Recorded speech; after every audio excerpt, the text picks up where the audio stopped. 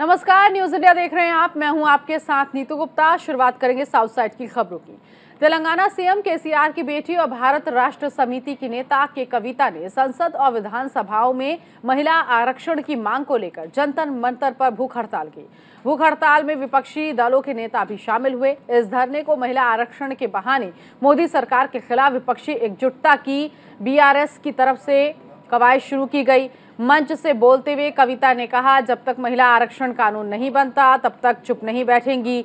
मैं आपसे वादा करती हूं कि जब तक ये बिल नहीं आएगा तब तक हम ये रास्ता नहीं छोड़ेंगे, आंदोलन करते रहेंगे, क्योंकि इस बिल से हिंदुस्तान का भला हो सकता है। के कविता के धरने पर सीपीएम नेता सीताराम येचुरी भी पहुंचे थे। सीताराम येचुरी ने कहा कि महिला आरक्षण बिल को सीपीएम का पूरा समर्थन है। तो कुल मिलाकर भूख हड़ताल की गई। हालांकि बाद में अनशन को तोड़वा दिया गया। जूस पिलाकर यह अनशन तोड़वाया गया है।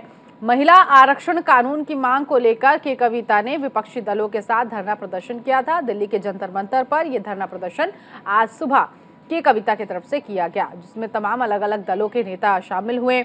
इसमें आम आदमी पार्टी से लेकर कांग्रेस तक शामिल हुई थी और महिला आरक्षण कानून की मांग को लेकर ही के कविता ने ये आरक्षण किया था। और इसके साथ ही साथ के कविता ने कहा था कि विधानसभा में इस कानून को लागू कराया जाए, जल्द से जल्द ये कानून लागू होना चाहिए। जयललिता की मूर्ति लेकर के कविता धरने पर बैठी थी। उन्होंने भूख हड़ताल की और ये भूख हड़ताल जो है वो खत्म हो गई। हालांकि के कविता की मुश्किलें खत्म नहीं हुई है, क्योंकि ईडी अब एक्शन ले सकती है। शराब घोटाला मामले में के कविता का नाम भी सामने आया है। फिलहाल मुख्यमंत्री केसीआर की बेटी के कविता आज दिल्ली में भूख हड़ताल करते हुए नजर आई।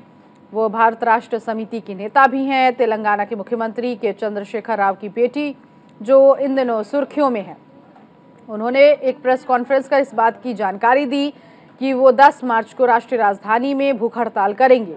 उनके साथ लगभग 19 अन्य राजनीतिक पार्टियां भी हिस्सा ले रही हैं और आज विपक्षी एकजुटता को दिखाया गया।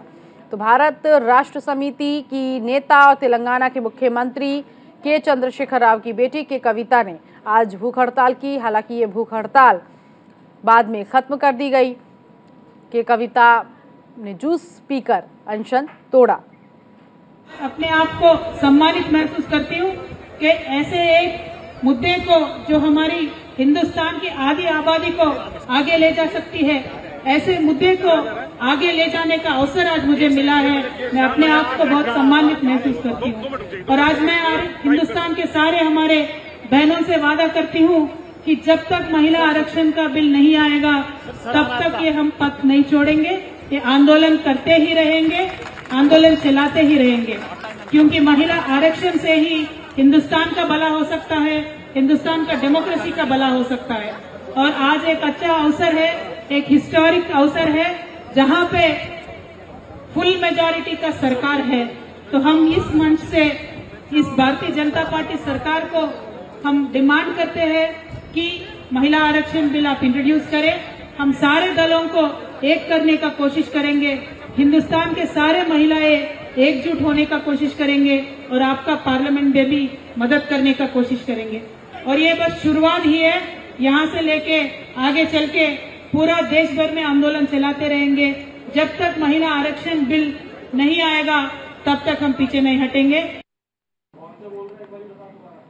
उधर बीजेपी के राष्ट्रीय अध्यक्ष जेपी नड्डा तमिलनाडु के कृष्णागिरी पहुंचे, जहां जेपी नड्डा ने बीजेपी कार्यालय का शुभारंभ किया।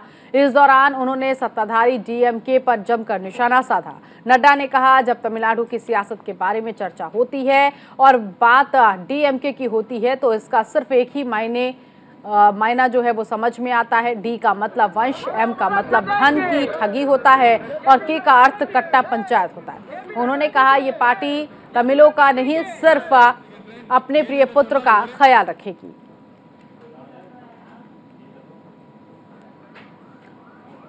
तो जेपी नड्डा तेलंगाना के दौरे पर, ऐसे में आज कृष्णागिरी पहुंचे, जहां पर उन्होंने सत्ताधारी डीएमके पर निशाना साधा और डी को वंश, एम को धन की ठगी, के को कट्टा पंचायत बताया। तो जेपी नड्डा ने डीएमके का मतलब बताया।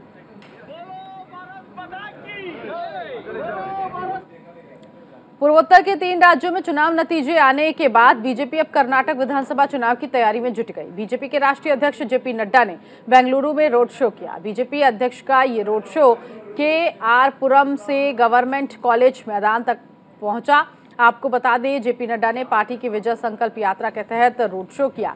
कर्नाटक में आने वाले विधानसभा चुनाव के मद्देनजर पार्टी अध्यक्ष नड्डा ने पिछले मंगलवार को कर्नाटक के चामराजनगर जिले के माले महादेश्वर हिल्स में बीजेपी की विजय संकल्प यात्रा को हरी झंडी दिखाकर रवाना किया था। इस मौके पर उन्होंने कांग्रेस पर जमकर निशाना साधा था। जेपी नड्डा ने कहा था कि कांग्रेस ऐसी पार्टी है जो भ्रष्टाचार, परिवारवाद में विश्वास रखती है। बेंगलुरु, कर्नाटक, जहां पर बीजेपी ने अभी से तैयारियां शुरू कर दी है। जेपी नड्डा ने बेंगलुरु में भव्य रोड शो किया, जिसकी तस्वीर आप देख सकते हैं। के आर पुरम से गवर्नमेंट कॉलेज तक ये रोड शो हुआ।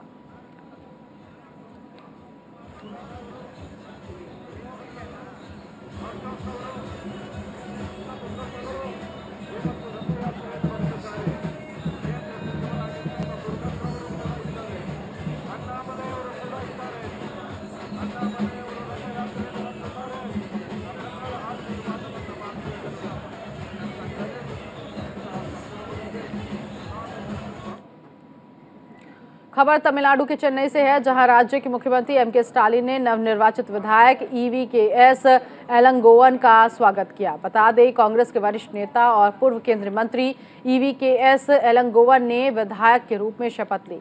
तमिलनाडु विधानसभा अध्यक्ष एम अप्पावू ने नवनिर्वाचित विधायक को शपथ दिलाई। शपथ ग्रहण समारोह के दौरान मुख्यमंत्री एमके स्टालिन, मंत्री, विधायक, कांग्रेस नेता और गठबंधन सहयोगी मौजूद रहे।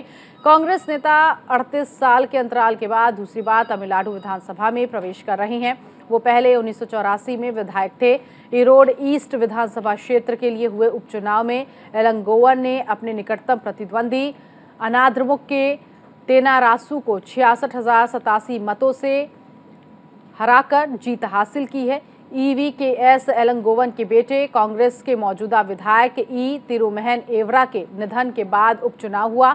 एलंगोवन की भारी जीत के बाद द्रमुक कांग्रेस के मोर्चे को 2024 के आम चुनावों के लिए जरूरी बढ़त बनती हुई दिख रही है। उपचुनाव जीतने के बाद दिग्गज नेता ने अपनी जीत का श्रेय तमिलनाडु के मुख्यमंत्री एमके स्टालिन को दिया। एलंगोवन ने कहा, लोगों ने हमें ये जीत इसलिए दी क्योंकि उन्होंने अपने शासन के 20 महीने में किए गए 80% चुनावी वादों को पूरा किया है।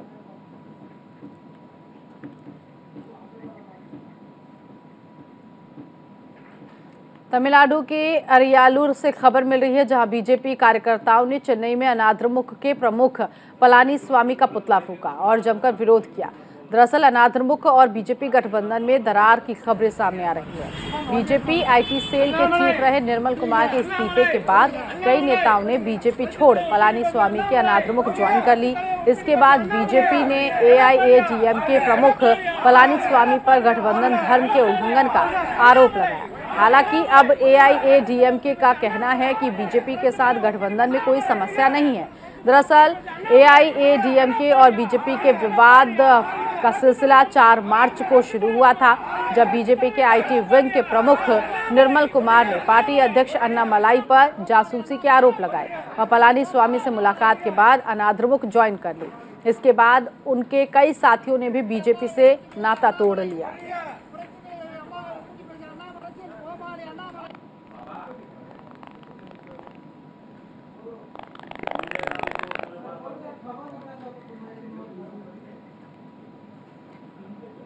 तो अन्नामलाई पर जासूसी के आरोप लगने के बाद अब अनाद्रमुख और बीजेपी के रास्ते अलग होते हुए नजर आ रहे हैं, क्योंकि दोनों पार्टियों के बीच दरार पड़ती हुई दिख रही है। ऐसे में जमकर विरोध प्रदर्शन किया गया, पलानीस्वामी का पुतला फूंका गया। मौके पर पुलिस पहुंची और बीच बचाव करने की कोशिश की गई, लेकिन ऐसे में बीजेपी कार्यकर्ताओं ने जमकर विरोध प्रदर्शन किया है और अनाद्रमुख के प्रमुख पलानीस्वामी का पुतला फूंककर ये विरोध जताया।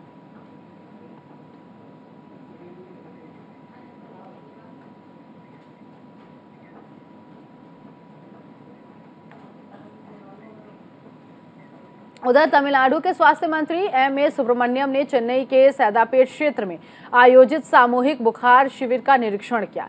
चेन्नई के मेयर प्रिया राजन भी स्वास्थ्य मंत्री के साथ शिविरों का निरीक्षण करने पहुंची। निरीक्षण के दौरान स्वास्थ्य मंत्री ने कहा कि पूरे तमिलनाडु में लगभग 1000 बुखार शिविर लगाए गए हैं, जिनमें से 200 बुखार शिविर चेन्नई में है। हाल ही में H3N2 वायरस का बुखार पूरे देश में फैल गया, जिससे चिंताएं बढ़ गई है। Indian council of medical research ने एक बयान में सभी प्रशासनों से सुरक्षा प्रोटोकॉल का पालन करने और आवश्यक सावधानी बरतने को कहा है। तो कुल मिलाकर आपको बता दें, ये एक ऐसा वायरस जिसमें लोगों को बुखार हो रहा है और इस तरह से इस वायरस का संक्रमण अलग अलग जगहों पर बढ़ता हुआ नजर आ रहा है। उधर आंध्र प्रदेश के विजयवाड़ा से खबर मिल रही है, जहां कृषि मंत्री काकानी गोवर्धन रेड्डी ने नाबार्ड राज्य ऋण संगोष्ठी में हिस्सा लिया। इसके अलावा Kakani Govardhan Reddy state credit seminar में भी भाग लेंगे। बता दें, नाबार्ड ने 2.86 लाख करोड़ का फोकस पेपर जारी किया। माननीय मुख्यमंत्री जगन मोहन रेड्डी गारू ने भी कृषि क्षेत्र में अत्यधिक महत्व दिया है। उन्होंने कृषि क्षेत्र के अलावा ग्रामीण बुनियादी ढांचे और धान की खरीद को महत्व दिया। ट्रैक्टर, कटाई मशीन और किसान संगठनों का वितरण मुख्य लक्ष्य है, क्योंकि आंध्र प्रदेश के किसानों को अच्छी जानकारी है और वो अलग अलग तरह की फसलों की कटाई कर सकते हैं। कृषि मंत्री ने वैश्विक शिखर सम्मेलन आयोजित करने के लिए VCM को धन्यवाद दिया, जो लगभग 13 लाख करोड़ रुपए लाने जा रहा है।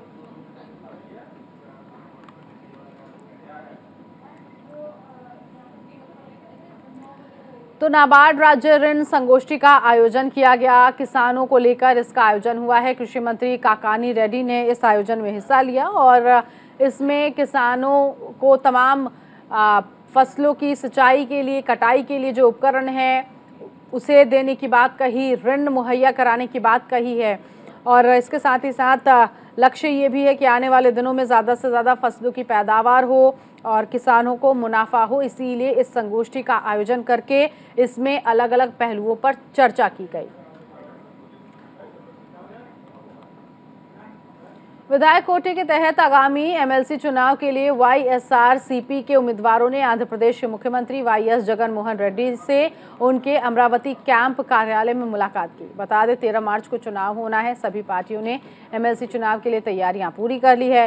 भारतीय चुनाव आयोग ने 9 फरवरी को आंध्र प्रदेश विधान परिषद के द्विवार्षिक चुनाव के लिए एक कार्यक्रम जारी किया था, जिसमें 13 MLC का चुनाव होना है।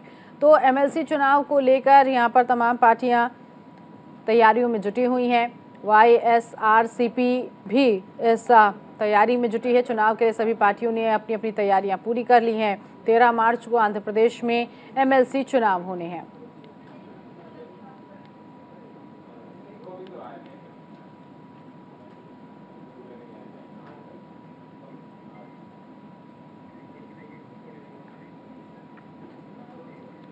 कर्नाटक सरकार के वादों के खिलाफ CPI कार्यकर्ताओं ने फ्रीडम पार्क में प्रदर्शन किया। CPI ने फ्रीडम पार्क में सरकार से आश्रय बनाने और राज्य में बेघर लोगों के लिए आवास अधिकार प्रदान करने का आग्रह किया। CPI नेताओं ने सरकार से आवास योजना का लाभ बढ़ाकर 5 लाख रुपए करने और स्वीकृत आवास योजना के लिए धन जारी करने का आग्रह किया। आपको बता दें, भूमिहीन और बेघर लोगों की समिति के सहयोग से सूरीगग्गी समारा पदयात्रा 23 फरवरी 2023 को तुमकुरू के सिरा तालुक से शुरू हुई थी और गुरुवार को फ्रीडम पार्क में समाप्त हुई। और इस फ्रीडम पार्क में इस आयोजन का समापन किया गया, जिसमें ये कहा गया कि बेघर लोगों के लिए आवास उनका अधिकार है। इसकी मांग की गई। आवास योजना की राशि बढ़ाने की भी मांग की गई है। तो फ्रीडम पार्क में जाकर ये जो आयोजन था वो समाप्त हुआ। CPI का सरकार के खिलाफ प्रदर्शन और बेघर लोगों को आवास देने की मांग इस आयोजन के जरिए की गई थी।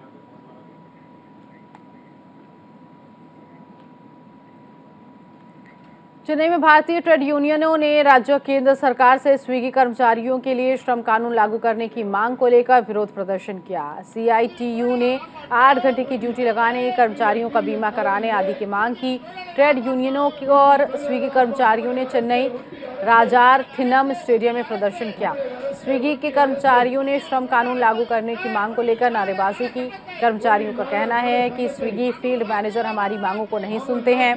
हमें डिलीवरी के लिए निर्धारित समय दिया जाता है, यदि डिलीवरी टाइम से नहीं की जाए तो जुर्माना लगाया जाता है। जुर्माने से बचने के लिए कर्मचारियों को थोड़ी तेजी से गाड़ी चलाने के लिए मजबूर होना पड़ता है, जिससे दुर्घटना होने का भी डर रहता है और इसी को लेकर ये प्रदर्शन किया गया। स्विगी कर्मियों के साथ अन्याय हो रहा है। C2 ने प्रदर्शन किया। C2 और स्विगी कर्मियों ने मिलकर ये प्रदर्शन किया है और स्विगी कर्मचारियों का कहना है कि कम समय होता है, ऐसे में वो गाड़ी तेज़ी से चलाते हैं, जिसकी वजह से दुर्घटना होने का भी डर होता है और अगर समय पर डिलीवरी नहीं होती है तो उन पर जुर्माना लगा दिया जाता है। तो ये तमाम जो संकट है, उस संकट से उबरने के लिए ही स्विगी कर्मियों ने ये प्रदर्शन किया।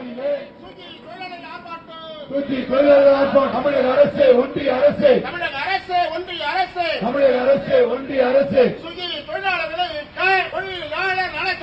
தொழிலாளர் நல சங்கத்தை அமலாக்கு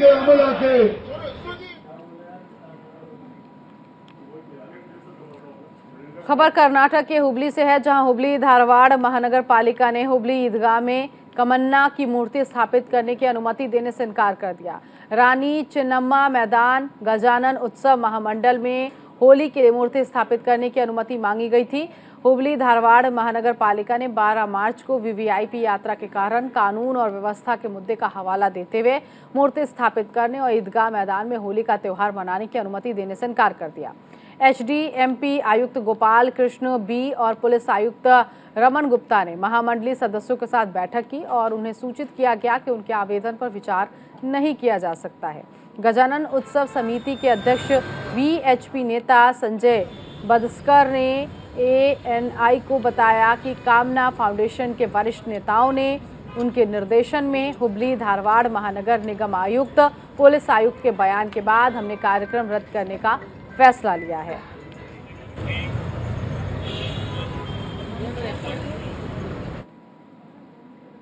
केरल के मलपुरम में पुलिस कैंटीन में पुलिस अधिकारियों ने बिंदु नाम की महिला के साथ अभद्रता की, जिसके बाद अधिकारी के खिलाफ एक्शन लिया गया। दरअसल पुलिस कैंटीन में लाए गए सामान को उतारकर कर्मचारी आराम कर रहे थे, तभी एक पुलिस अधिकारी ने कर्मचारियों के साथ गाली गलौज करनी शुरू कर दी। इस दौरान वहां खड़ी एक महिला की कुर्सी पर पैर मारते हुए अभद्रता की गई, जिसके बाद महिला के पैर में गंभीर चोट आ गई।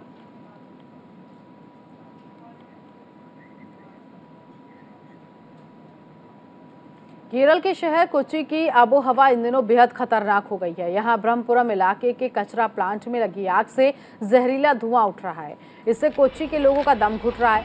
वेस्टेज प्लांट में 2 मार्च को धधकती आग अभी तक शांत नहीं हुई। आलम यह है कि जहरीले धुएं से सांस लेना दुर्भर हो गया है। लोगों की आंखों में जलन हो रही है। धुएं की गंध इतनी घातक है कि गले में भी जलन महसूस की गई। लोग अब इससे बचने के लिए मास्क का सहारा ले रहे हैं। इस भीषण आग पर काबू पाने के लिए केरल का फायर फोर्स, भारतीय नौसेना, वायुसेना और कई सरकारी विभाग कड़ी मशक्कत में लगा है। इस बीच केरल सरकार में मंत्री P राजीव ने ब्रह्मपुरम वेस्ट प्लांट का दौरा किया। इस पूरे मामले में केरल हाई कोर्ट ने सरकार और प्रशासन को फटकार भी लगाई और कहा कि शहर गैस चैम्बर बना हुआ है। कोच्चि के लोग इस चैम्बर में फंसे हुए हैं। जल्द से जल्द इस आग को बुझाने का निर्देश दिया गया।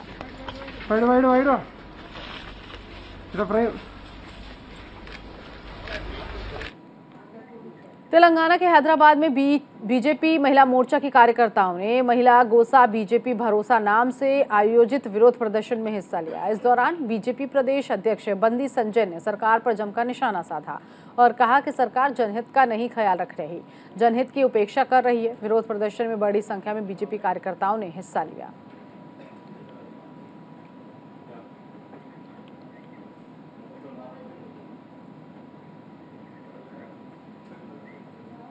खबर आंध्र प्रदेश के विशाखापट्टनम से है, जहां GVMC ने जल, नवीनीकरणीय ऊर्जा और बिजली क्षेत्रों में अपने प्रयासों के लिए केंद्रीय सिंचाई और बिजली बोर्ड से 2 और राष्ट्रीय पुरस्कार हासिल किए हैं।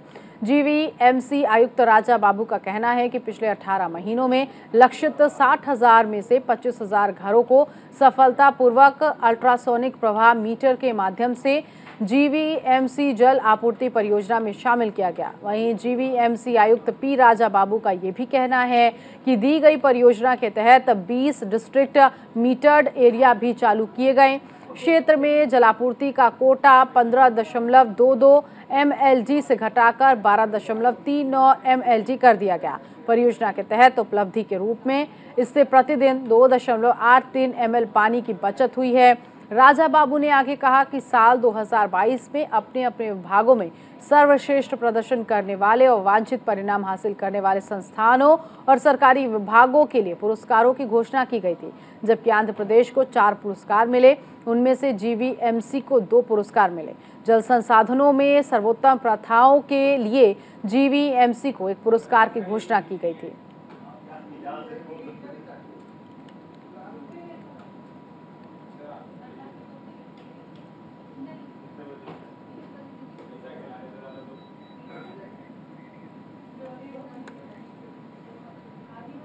और इसी के साथ इस बुलेटिन में अभी के लिए बस इतना ही। नमस्कार।